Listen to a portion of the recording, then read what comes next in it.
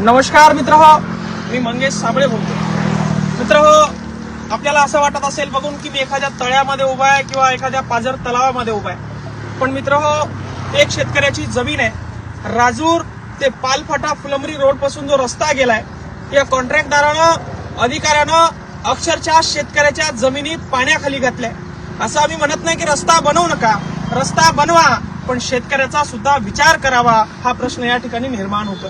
आपण बघू शकता की शेतकऱ्याचा पेरणीचा सीझन आहे, पेरणी शेतकऱ्यांची झालेली आहे, मात्र काही शेतकऱ्यांचं जमीन या ठिकाणी पाण्याखाली गेलेलं आहे. आणि अधिकाऱ्यांना फोन केला असता, अधिकाऱ्यांना जाब विचारला असता, या ठिकाणी एकही प्रश्नाचं उत्तर ते द्यायला तयार नाही. आमचं रोडचं काम होतं, आम्ही रोड पूर्ण केलेलं आहे, अशा भाषेमध्ये ते उत्तर द्यायला लागलेत.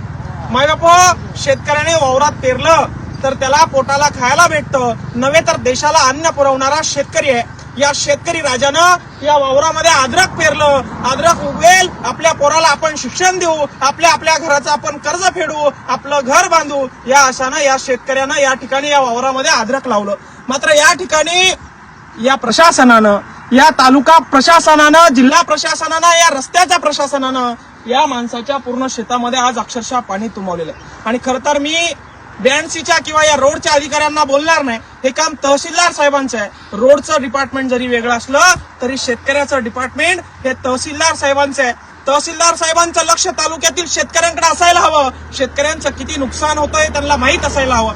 आणि म्हणून आम्ही या ठिकाणी तहसीलदार साहेबांना अल्टिमेटम देतोय. वारंवार निवेदन देऊन देखील त्यांनी याच्याकडे दुर्लक्ष केलेलं आहे. शेतकऱ्याच्या बाजूने उभा राहायला कोणी तयार नाही, शेतकऱ्याची बाजू घ्यायला कोणी तयार नाही, आणि म्हणून वारंवार शेतकऱ्यावर अन्याय होतो. आणि म्हणून तहसीलदार साहेबांना विनंती वजा चेतावणी आहे, पुढच्या 48 तासामध्ये या रोडच्या कामामुळे या शेतकऱ्याची जमीन, अद्रकीची जमीन पाण्याखाली गेलेली आहे.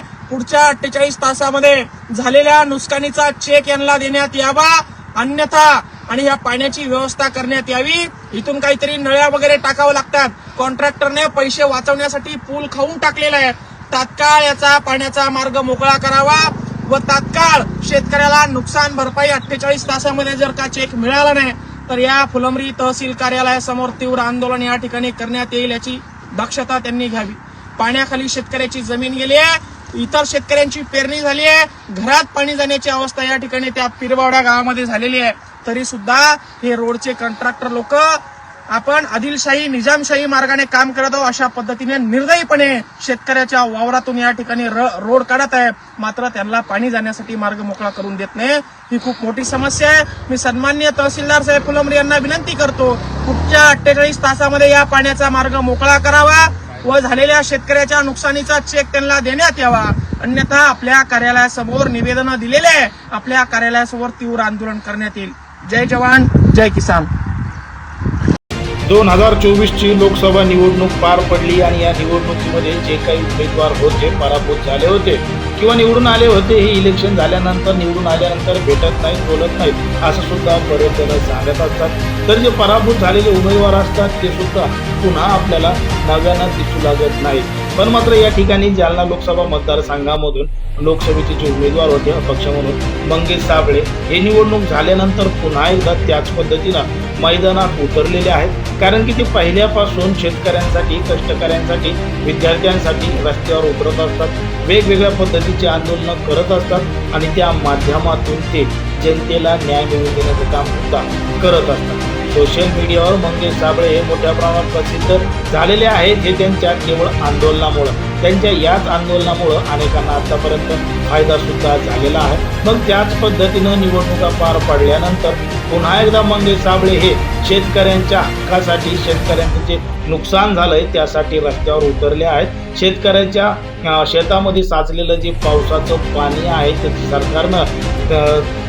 त्याची सरकारनं तात्काळ दखल घ्यावी आणि शेतकऱ्याला त्याचा हक्क मिळवून द्यावा. कारण की या पावसामुळं शेतकऱ्यांचं मोठं नुकसान झालेलं आहे. सरकारला थेट इशारा मंगेश साबळे यांनी दिलाय की लवकरात लवकर या ठिकाणचा पंचनामा झाला पाहिजे आणि त्या शेतकऱ्याला आर्थिक मदत देखील मिळाली पाहिजे. मंगेश साबळे हे ज्या पद्धतीनं आंदोलन करतात त्या आंदोलनामधून शेतकऱ्यांना न्याय मिळतो असं आपण या अगोदर पाहिलेलं आहे. पण मात्र आता पुन्हा एकदा निवडणूक झाल्यानंतर मंगेश साबळे हे शेतकऱ्यांसाठी कष्टकऱ्यांसाठी पुन्हा एकदा आंदोलन करत आहेत. या संपूर्ण प्रकरणावर तुम्हाला काय वाटतं हे अगदी स्पष्टपणे कमेंटमध्ये सांगा. आणि अशाच पद्धतीचे नवनवीन व्हिडिओ पाहण्यासाठी आपल्या चॅनलला लगेच सबस्क्राईब करून घ्या.